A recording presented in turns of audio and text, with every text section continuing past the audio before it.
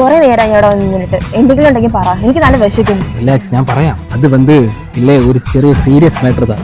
മലയാളത്തിൽ പറയടാ. മോളെ இந்த மாதிரி சீரியஸ் மேட்டர் எல்லாம் தமிழில் தான் பேசணும். என்ன பேசித்தோலே. நீ கொஞ்சம் அடங்கி நிற்கு, நான் பேசுறேன்.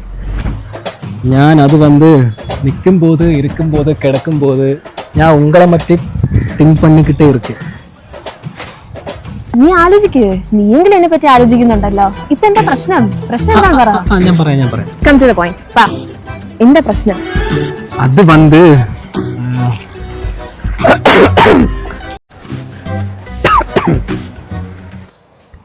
ഞാൻ ഉന്നെ കാതലിക്കറേന്ന് നിനക്കിറേ.